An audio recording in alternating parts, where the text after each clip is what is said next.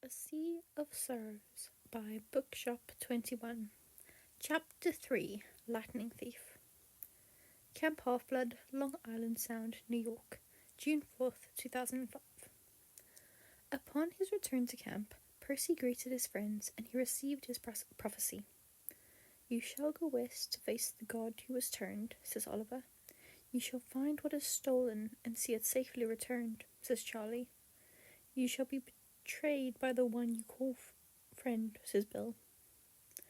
Percy already knew who he wanted to go on the quest with him. "Annabeth, Grover, will you go on the quest with me?"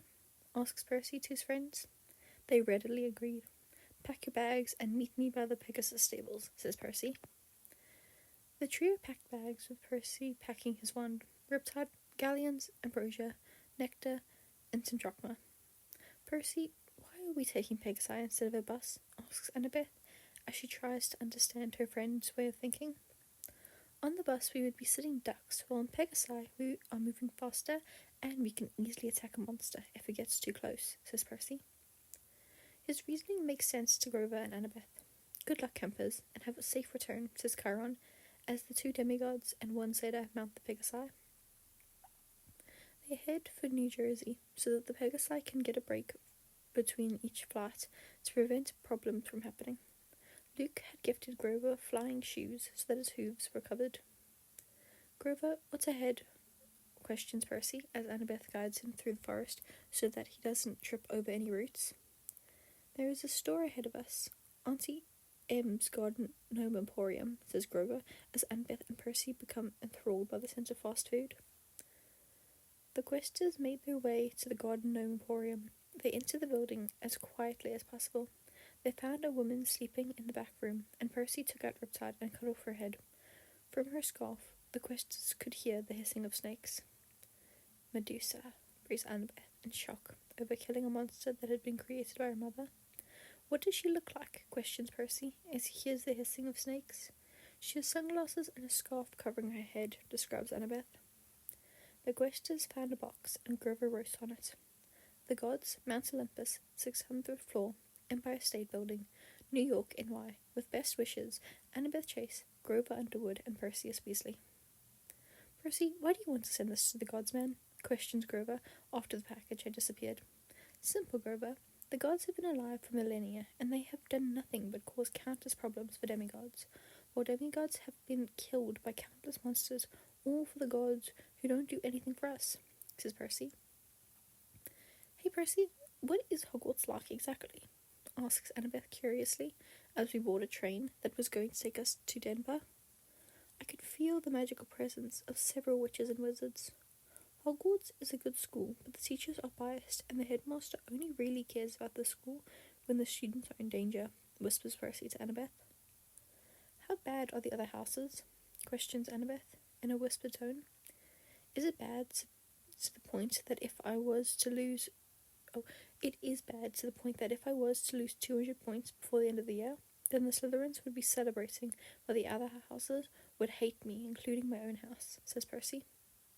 Percy could envision Annabeth's horrified look. They became quiet as the sound of another man walking towards them had them act as though a silencing charm was placed on them. "You attend Hogwarts, lad. The name's Alistair Pruitt," says the mysterious man. "You're the Minister of Magic for MACUSA, says Percy in surprise. "That I am, and you must be Percival Weasley, the boy who had gotten struck by a Diffindo across the face. We have heard about your skills from Albus, and I was hoping to offer you a position at MACUSA in 8 years. The head of our Oceanography division will be retiring, and we would love to have you join our department," says Arthur. And Annabeth as well as Grover are both listening into the conversation. "I would love that, but may I have time to decide my answer?" says Percy after a few minutes of silence. "Of course, and I won't be telling this answer to Fudge, because he is a rather incompetent fool," says Alistair before he leaves the trio. The train has a few hours delay in St. Louis. They visit the St. Louis Arch, but Percy smells something rather unnerving. Ah, the spawn of Poseidon. It has been centuries since Zeus had released me in order to test a hero, cries Echidna as the Chimera gets ready to attack Percy. Echidna had forgotten their encounter when Percy was in his first year. Although this time around, Chimera had gotten the upper hand and bit Percy on his ankle.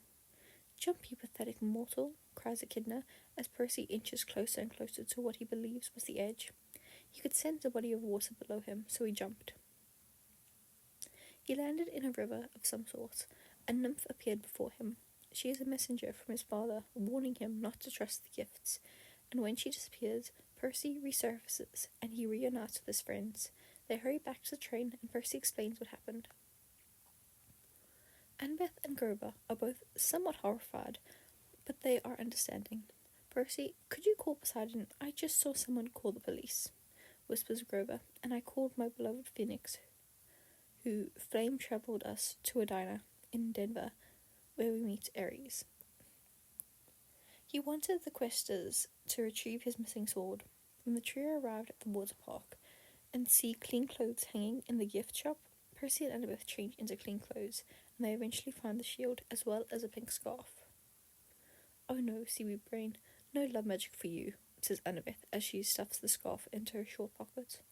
As Percy grabs the shield, they realise too late that it was a trap set up by Hephaestus in order to catch his wife and half-brother cheating. Using the water pressure and Annabeth's brains, they clear the gates of love. They return to the diner and give Ares back his shield. He had travel arranged for them. Barnacle brat and brain brat, beware the boy you call friend, warns Ares as he rides away on his motorcycle. The questers went to the Lotus Hotel and Casino, where they played games and meet a boy with a sister, who were wearing old clothes. When they managed to make it out of the hotel, it was June 19th. Using their casino cards, they got in a taxi, which drove them to Santa Monica. Percy entered Santa Monica's water, and he is brought to a nymph who gave him 3 pearls and told him to use them wisely. The trio accidentally entered the lair of Procrustes, the stretcher, who nearly kills Annabeth and Grover, with Percy saving their lives. The group enters the underworld and bribes Charon into letting them board the ferry. Annabeth tames Cerberus, but as the group is making their way to the palace, the shoes start to drag Grover towards a large pit. Percy and Annabeth manage to save Grover from what would have been certain doom. Grover got the shoes from Luke. Do you think, says Percy as the group walks to the palace. Percy, as much as I wish it wasn't Luke. Luke betrayed us, so that means he stole the lightning bolt. We will talk to Lord Hades and tell him the truth, says Annabeth. What do you brats want? Grumbled Hades angrily. Lord Hades, we had originally suspected you to have stolen Lord Zeus's lightning bolt. It was the son of Hermes who had stolen it.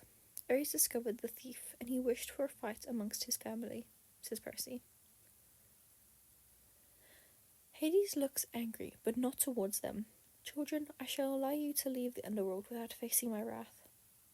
If you find my helm of darkness, Perseus, I will also rid your school of the history and replace him with another ghost, says Hades. As he sends the 3 children back to the beach, but Ares is waiting for them. I thought that you little brats would have been killed by Hades, so you figured out the truth then, says Ares as he leans on his motorcycle handles. On the handlebar was the Helm of Darkness in the form of a ski mask. Give us the Helm of Darkness, and I might not tell your father about this, says Percy as he draws his wand. As if, kid. Now put that stick down and fight me, says Ares. No, Wingardium Leviosa, says Percy, and Ares begins to float. That is, until he is over the Pacific Ocean. Ah, cries Ares as he is dropped from the height of a 10-story building into the water below. Percy, he's glowing bright red. You made him even angrier, says Annabeth. Percy has a sword fight against Ares, and he is the winner. Watch out. You have made a powerful enemy, and when you need it most, your sword will fail you, curses Ares. He disappears, leaving behind the helm. Poseidon, return this to Uncle Hades, and then bring us to Olympus, says Percy, as his beloved Phoenix does so. The questers arrive on Olympus on June 20th, a day before the deadline was to end. The gods were assembled and were ready to conduct their meeting. Demigods, tell us what has happened on your quest, demands Zeus. Annabeth and Percy take turns explaining what has happened on the quest.